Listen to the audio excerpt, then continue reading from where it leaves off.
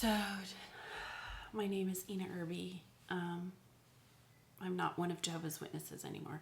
I disassociated myself. It is Friday, July 3rd. I'm going to my first memory party, I guess you would say, a memory celebration of someone who committed suicide and who had left the organization of Jehovah's Witnesses. He was 28 years old, I believe. I knew him as a little boy in my congregation. And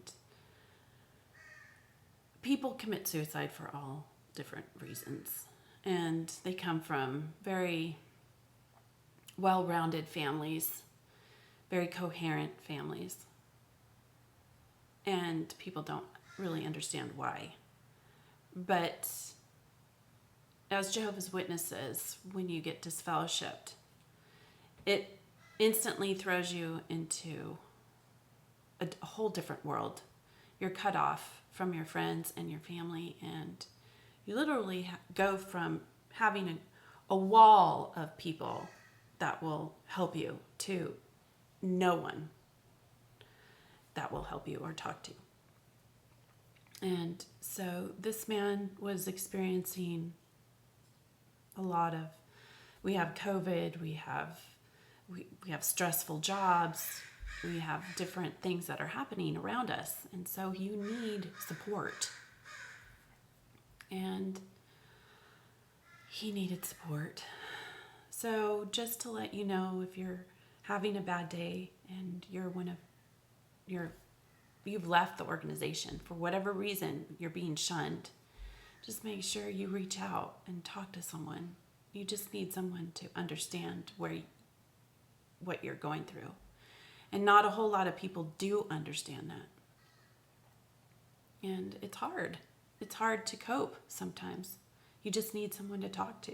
Someone who is a fellow sojourner. Someone who's going through the same thing. It helps. So please reach out and please talk to someone. I think he really needed to just let it out. And there were a lot of good people around him that loved him very, very much. Sometimes it's just a matter of trying to going to seek professional help to help unlock some of those keys to help get through a doorway that you just don't feel like you can do alone. So today we're celebrating his life, and he was a good man. His parents raised a good man, and unfortunately they really don't know him. They didn't know him the last few years of his life. That's very unfortunate. There's a lot of parents out there that don't know their family members or their children anymore because they've chosen to cut them off. My husband, his sister, his brother, his mother is totally cut off and has nothing to do with them and hasn't had anything to do with these wonderful people the last 20 years. So this particular circumstance with Luke, unfortunately, Luke Kim, is with his parents not talking to and speaking to him. This goes on in Jehovah's Witness families. It's very kind of quiet, and they will reference scriptures that say that they have to keep the congregation clean, which is so sad because that's not true at all. There's child molesters that are walking in the circuit assemblies, district conventions, and kingdom halls that have molested 3 generations of their family members. I know. I've seen it. I've heard about it. And you see these men or these people walking around in the district conventions. People are talking to them. 3 generations they've molested. Not one thing is said. Not one thing around the people to warn them that that person is a dangerous person to be around if you have children. it's very, very unfortunate. And it's really evil, especially because someone like Luke, no one really got to know after he got disfellowshipped. And it wasn't even something that, from what I understand, it was smoking a joint. Give me a break.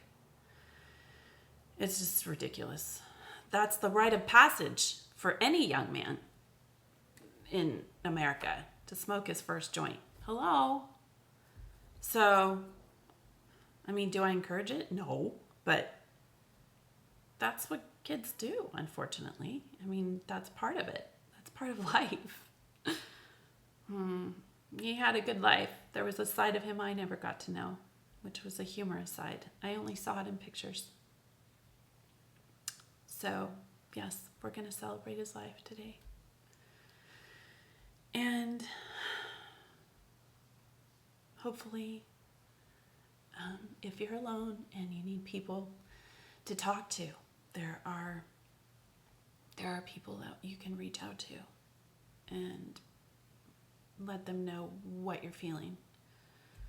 And if you have ExJW groups or Facebook groups, please let someone know you're hurting.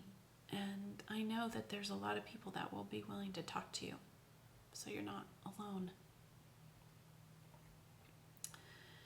And just to put it out there, if Luke Kim was my son and I was his mother, honey, I'm so proud of you. You walked away and you were graceful about it. And I'm so proud of the life that you led.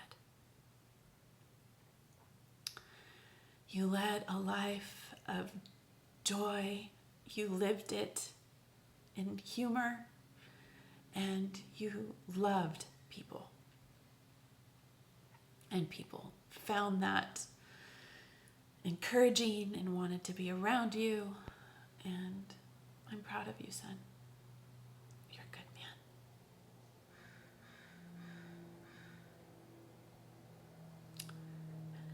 So, friends, I hope this helps you on your healing journey. Follow your bliss and be good, you.